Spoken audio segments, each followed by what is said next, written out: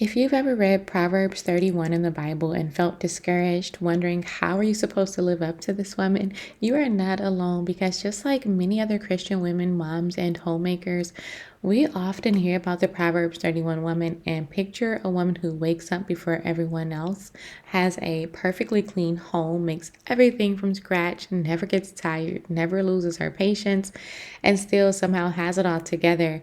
But I think that we can sometimes miss the big picture. I don't think the Proverbs 31 passage or chapter was written to make us feel like we have to become perfect women.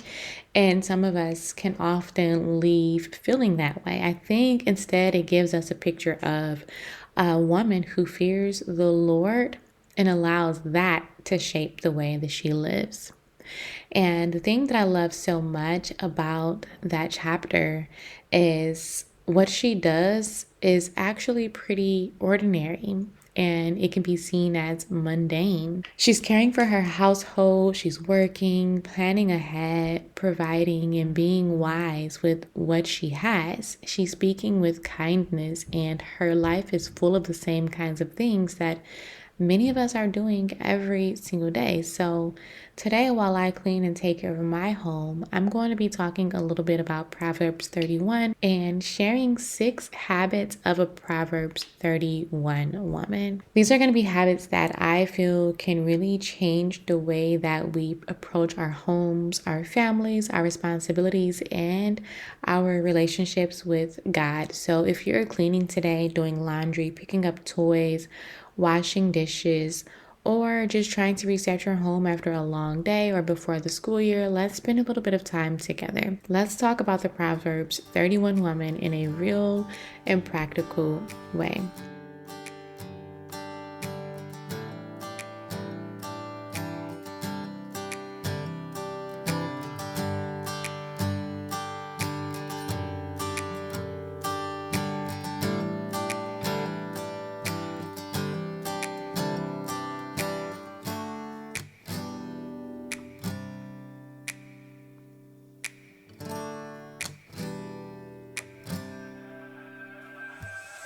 Proverbs chapter 31 verse 30 says, "Charm is deceitful and beauty is passing, but a woman who fears the Lord, she shall be praised."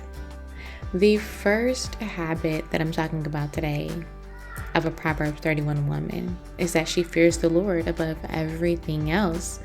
And this is really the foundation of everything. Before the Proverbs 31 woman is productive or hardworking, organized, or successful, she is a woman who fears the Lord. And fearing the Lord means honoring Him, trusting Him, and wanting to live in a way that is pleasing to Him.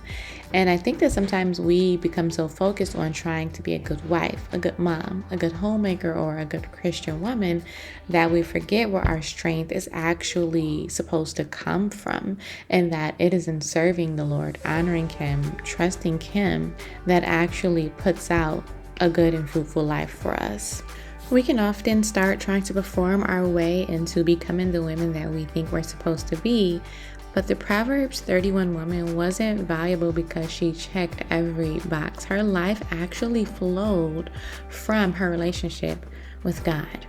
And that is something that I often have to remind myself, because I can clean my entire house, but that's not the thing that gives me peace. You can get everything done and still feel anxious. And we can make a beautiful meal, keep up with laundry, and take care of everyone around us, but still somehow feel empty if we haven't made room for God in our own heart. So maybe the first habit isn't waking up earlier or making a better schedule. Maybe it's simply starting with God, even if all you have is a few minutes. A simple prayer while you're washing dishes is something that I've done many times when I felt like I just couldn't slip away for just a moment of just quiet time alone. Listening to scripture while you're folding laundry or asking God to help you with your attitude when you're feeling overwhelmed. I've had so many whispered prayers in the middle of the kitchen floor, in the middle of the living room, because I was starting to feel a little bit overwhelmed. Just inviting Him into your ordinary day, because our goal isn't to have a beautiful home, but to become a woman whose heart belongs to the Lord. The second habit is she is diligent with what has been entrusted to her. The Proverbs 31 woman is known for being hardworking. That is something we can all for sure agree on. She takes care of her household. She works with her hands. She prepares for the future. She's intentional with what has been placed in her care. But I think diligence is different from hustle. Diligence doesn't mean running yourself into the ground. It doesn't mean believing that your worth is measured by how exhausted you are at the end of the day. It's not about getting it all done. It's about being faithful with the home that you have, faithful with the children you have, with the work that you have, and faithful with the season that you are in. Because sometimes I think we often look at our lives and wish that they were different before we're willing to take care of what we already have, thinking that we need something more. We want a bigger house, we want a better schedule, we want more quiet time, an easier season, more help, more money, more time. It's just always something more. And while it is completely okay to want things to improve, I'm one who often dreams very, very big. You can ask my husband, but I think there is something beautiful about learning to be faithful right where we are first. If your house is small or it's messy because there are children living in it, or you don't have hours every single day to clean, even if your routine does not look like someone else's perfect routine, that's okay, because diligence doesn't have to look impressive. Sometimes diligence is just doing the next thing, loading the dishwasher, tidying up the floor, making dinner, folding one basket of laundry, starting over after a hard morning, and being faithful in the small things.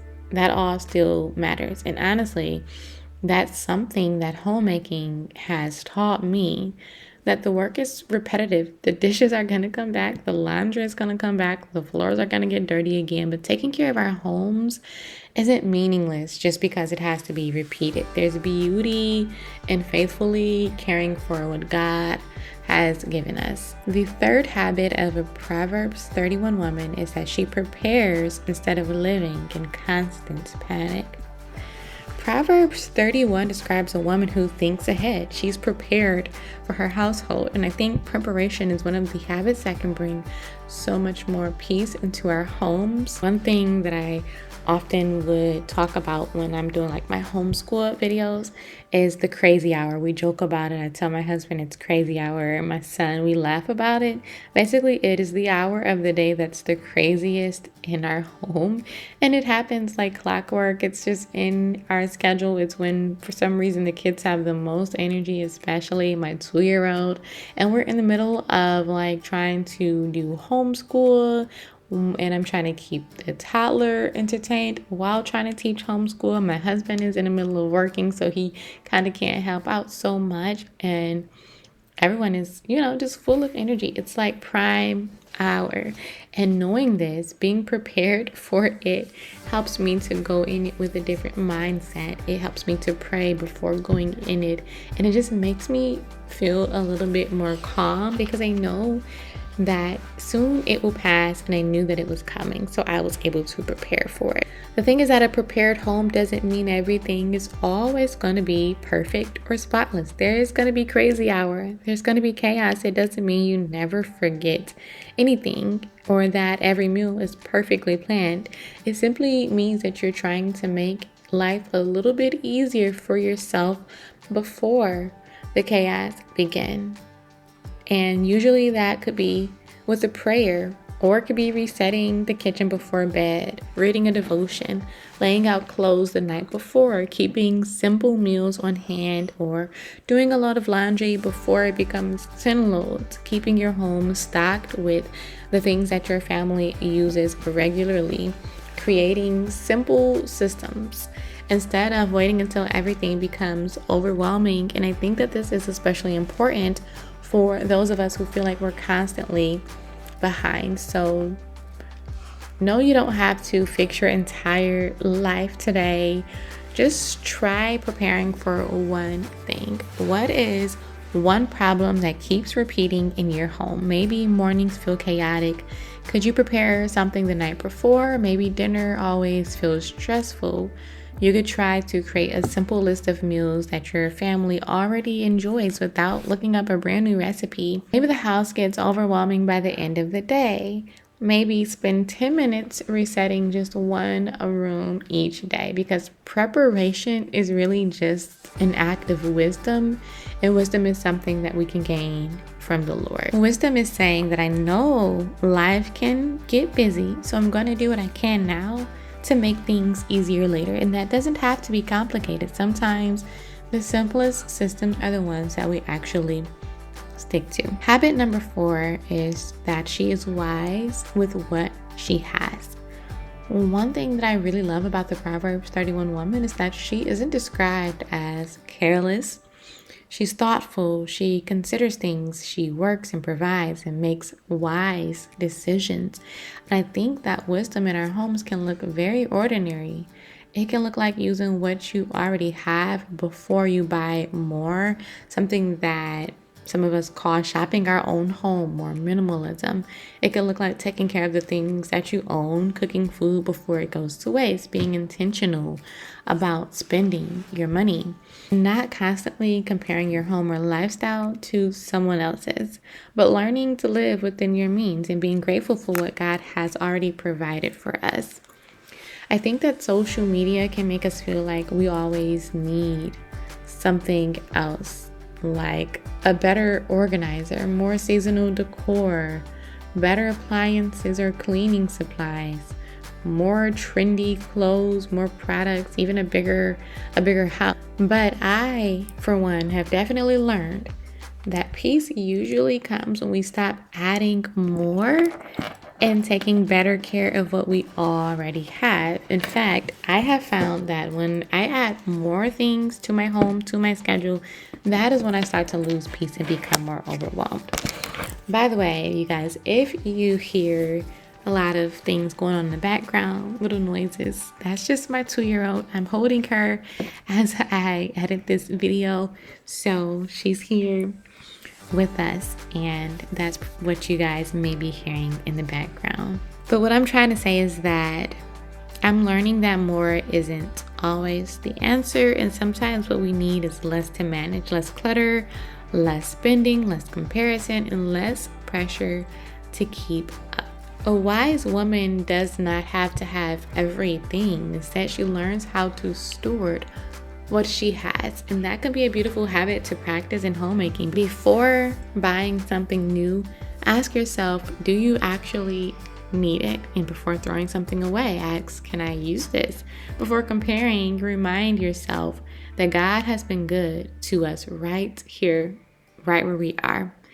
Wisdom can bring so much contentment into our homes. Habit number 5 is she speaks with kindness. Proverbs chapter 31 verse 26 says that she opens her mouth with wisdom, and on her tongue is the law of kindness. And this one can be challenging, surprisingly, for a lot of us, because it's easy to be kind when everything is going well. It's easy when everyone's listening, when the house is clean, the kids are happy, and when we're well rested. But what about when we are overstimulated? Or what about when we have been asked the same question over and over again 5 times, or when we're cleaning up another mess, begging our children to tidy up behind themselves, or when we've just had a hard day? This is when kindness can feel a little bit more difficult. Kindness is something that has to become a habit, and not something that we do when we just feel like it. And I think the words that we speak can completely change the atmosphere of our homes, and it can also encourage others around us, our spouse, our children, our friends, to be kind too. Our families may not remember every single meal we made, or even whether the floors were always clean, but they will remember how our home felt, and they will remember our words, how we spoke to them, what we said, and how it made them feel. And I'm not trying to say that we are not going to have hard days, because we will, and I'm not saying that we never get frustrated. We will. But I want to be a woman who knows how to pause, to apologize when I'm wrong, and to ask God to help me control my words. So remember that correction doesn't have to be cruel, and that exhaustion doesn't give me permission to tear down the people that I love or be mean to them. And honestly, sometimes kindness starts with being kind to ourselves too. Not looking at ourselves as failures because the house is a mess, or believing that we're bad parents because we're overwhelmed, or our children have screen time, or they ate McDonald's. Not speaking negatively over ourselves all the time. The law of kindness should be on our tongues when we speak to others, but I think we also need to learn to speak with grace to ourselves as well. The sixth habit of a Proverbs 31 woman is that she builds her life with intention. The Proverbs 31 woman wasn't just drifting through life, she was actually intentional. And this is something that I had to learn, because I always used to joke about how I just go with the flow. That is just how I was. And I think that that's a habit that I need to take the most.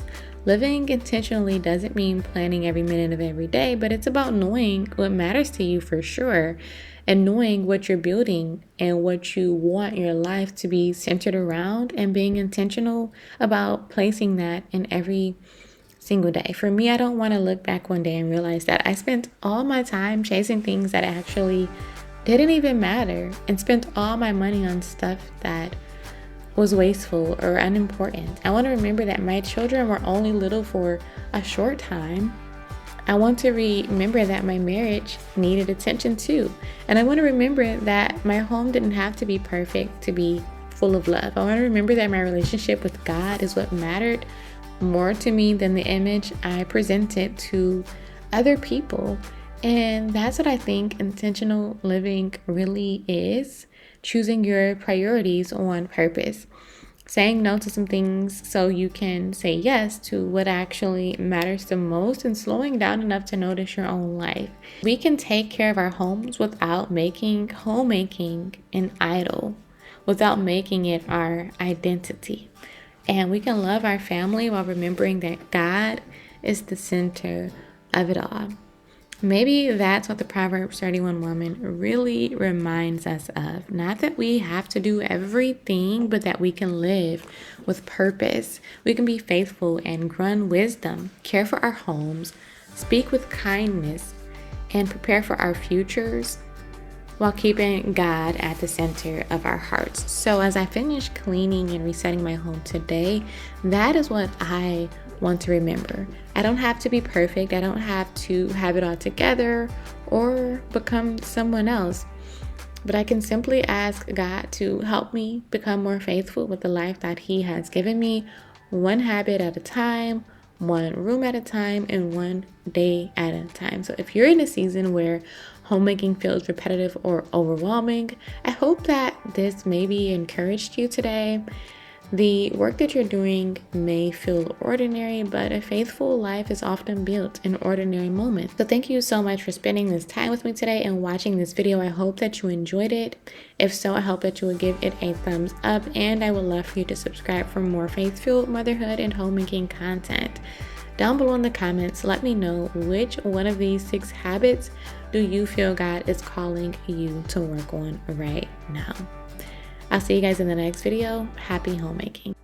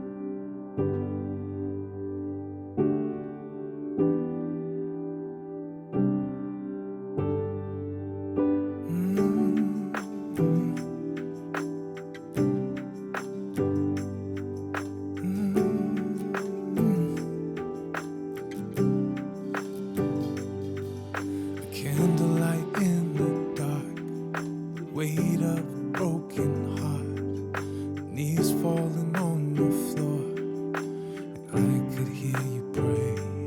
And listen, I won't forget the way that you called me back.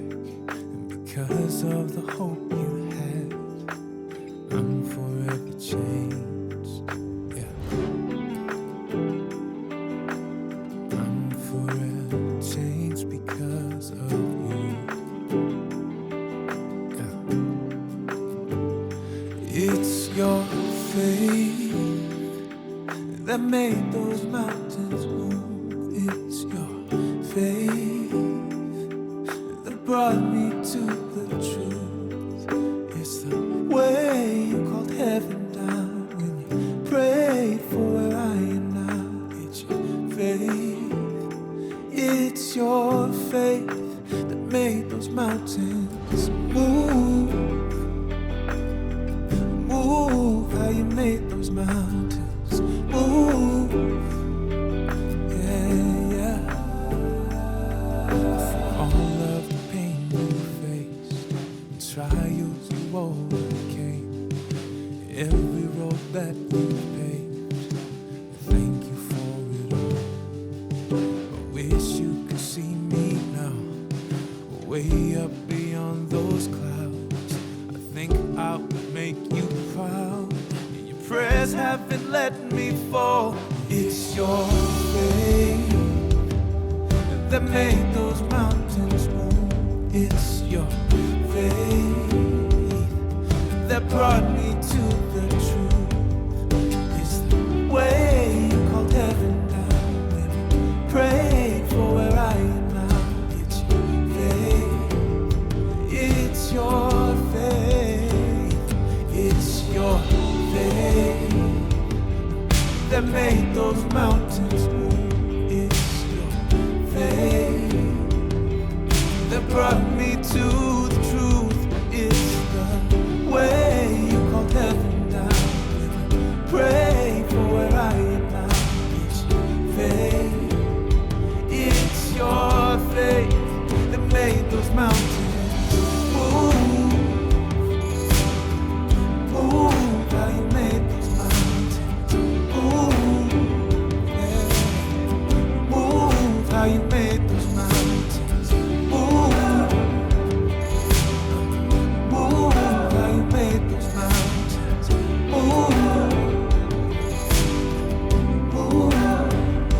It's your faith that made those mountains move. It's your faith that brought me to the truth. It's the way you called heaven down when you prayed for where I am now. It's your faith. It's your faith